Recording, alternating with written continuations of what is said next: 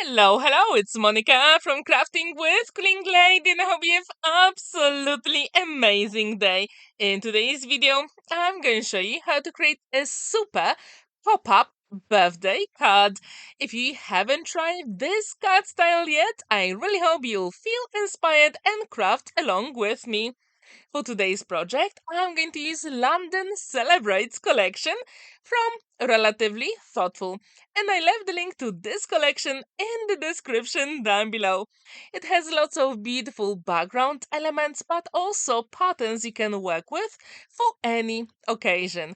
I really like this collection, and I think it is perfect for masculine projects as well. That's why in today's video, I'm going to show you how to create that pop-up birthday card perfect for any man who loves London or traveling. So, as you can see, this collection is beautiful so far and it has those vintage vibes. However, there are plenty of elements to fussy cut, including beautiful bunting, flowers, London landmarks, and also buses, flags. Literally, whatever you think about London, it is in this collection. I really like it, so that's why I wanted to share this video with you. And I think this one will be perfect for lots of different projects, including mixed media as well.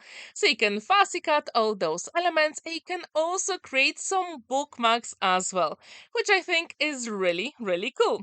So let's create our card base. I've got my big scoring board from Kraft's Companion and I've got 7 inches by 10 inches white card and I'm going to score it at 5 inches, exactly in the middle, which will give me that 5 by 7 inches card blank, which I think will be just perfect for any occasion, right?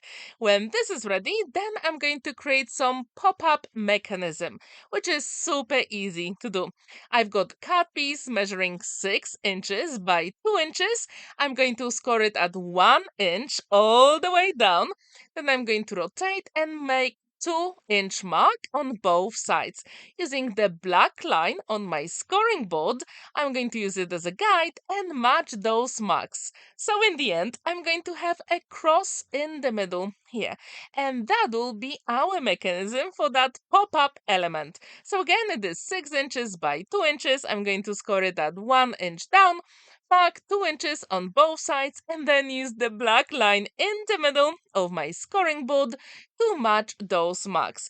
Super quick and simple so far.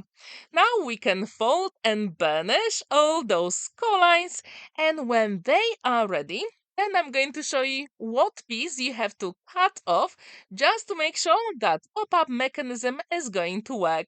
I was inspired by one of the videos I saw on YouTube, and I'm going to leave the link in the description down below. However, I changed the measurement so it is so much easier to follow, and the card will fit in 5 by 7 inches envelope. Now it will be time to cut those two triangles on the left hand side for this panel, and when this is ready, I'm going to do the same on the other mechanism panel. However, I'm going to do the mirror image, which means I'm going to cut the right hand side here. So one triangle and one at the top. So when this is ready, as you can see, they're going to fold beautifully. And that small triangle at the top is very important and we really need it. Now it will be time to create some other elements. So I've got 4 inches by 7 inches white card and I'm going to score it at 4 inches all the way down.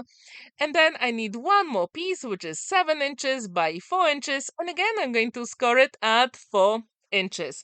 So in this way, I'm going to have two squares in the middle. Now I've got the panel measuring 1 by 5 inches.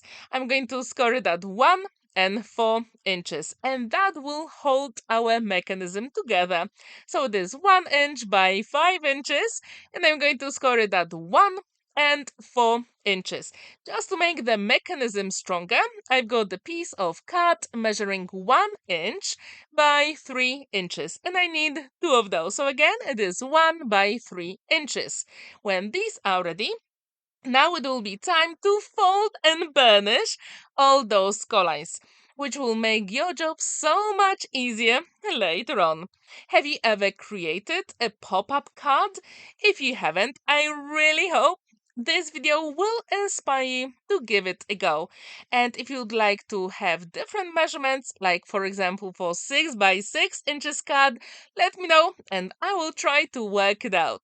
And if you do like fancy folds, I really hope you try this style. It is super cool and very unusual because inside you can hide some images or messages as well, which I think is absolutely cool. So now it will be time to fold our bigger panels, and here we're going to need two mountain folds, but that will be for later, so don't worry at the moment. Now, when these all elements are ready, we can put them to the side and let's decorate our panels. So for the front, I decided to have a Kraft card measuring 4 3/4 by 6 3/4. The design paper is 4.5 by 6.5 of an inch. And that is the design paper I used to create the front panel. I think it is simply gorgeous. Now it will be time to assemble those elements together. Super quick and simple. So you can use any collection that you've got in your stash to create this card.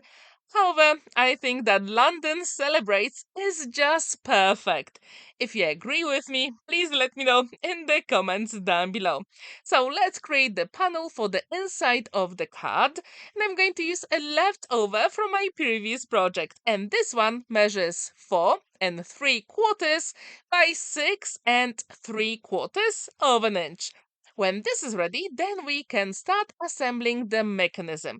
So as you can see, I need the opening on the side, and this is very crucial.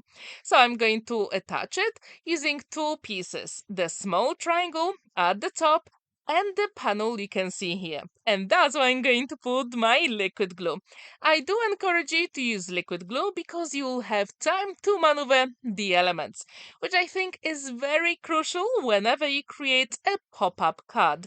I'm going to hold it for a couple of seconds just to make sure the glue is set. And I'm going to repeat the process on the right hand side. So again, make sure the opening is where your side is. And then I'm going to put the glue on the small triangle. Now it will be time to attach some other panels we created. But before I do it, I've got some small triangles. So this one is 7/8 by 1 5/8. And then I created a line in the middle and I cut the side. So actually we've got like 5-sided shape here. So I need two of those.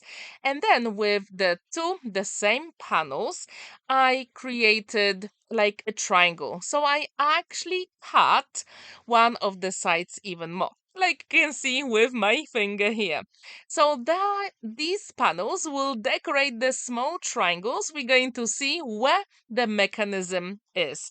And these are very easy to create. So that's why I'm showing you my scoring board so you know exactly what are the measurements. Now I'm going to use my liquid glue to assemble them on my card. And I do encourage you to wait a couple of seconds before you move on to the next step. Now, when these triangles and 5-sided shapes will be ready, I'm going to use those longer pieces, narrow pieces we created. So that was 1 by 5 inches. And we are going to put them inside of the mechanism. And I think this is what makes this card very special. So as you can see, I'm going to attach it inside of the mechanism here. So I'm going to put the glue on the small square here, 1 by 1 inch. And then I'm going to put the glue on the other element on the other side. So again, I'm going to use my liquid glue so every single time I can maneuver the elements. I'm going to put the glue on the other flap, which is 1 by 1 inch, and then with that element here we created, I've got that 4 by 4 inches square on the left hand side, and I do need that mountain fold. Now I'm going to place that smaller rectangle, and with that square 1 by 1 inch, it actually going to attach that fold line in the middle. You can't really see it in the camera, but it really makes sense when you do it. It's always a good idea to actually fold your card so it's going to be assembled exactly how you want. And I'm going to repeat the process on the right hand side. So whenever you use liquid glue, I do encourage you to wait couple of seconds until the glue is set before you don't do it, then all the pieces can come apart, and that's not what we want. So again, I've got that mountain valley, actually mountain fold here, and I'm going to attach the smaller rectangle.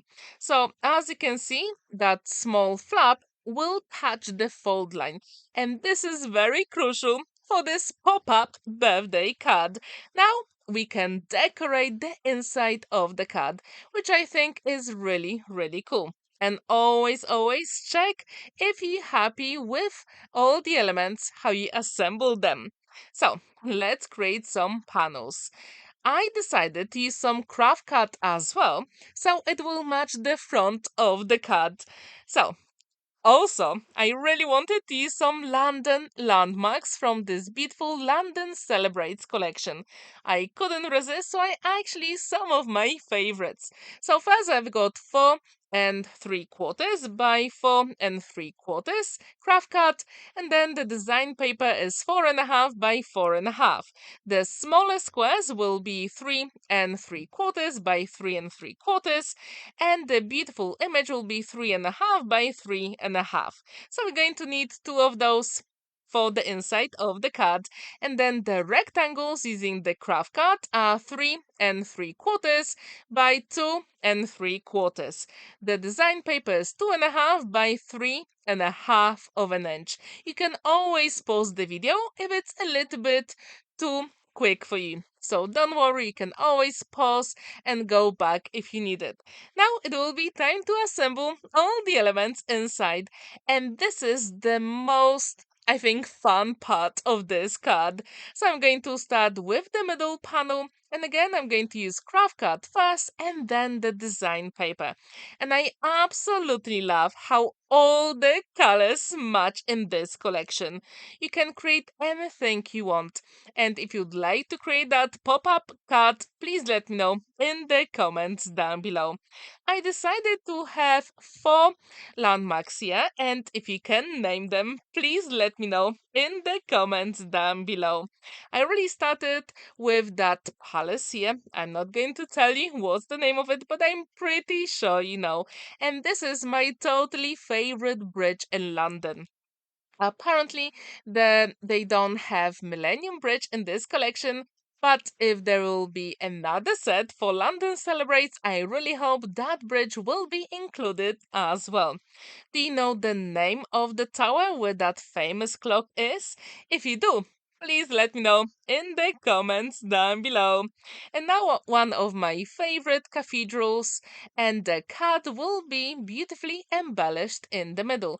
However, at this point I thought let's use some elements I already fussy cut from this collection to make this card even more special.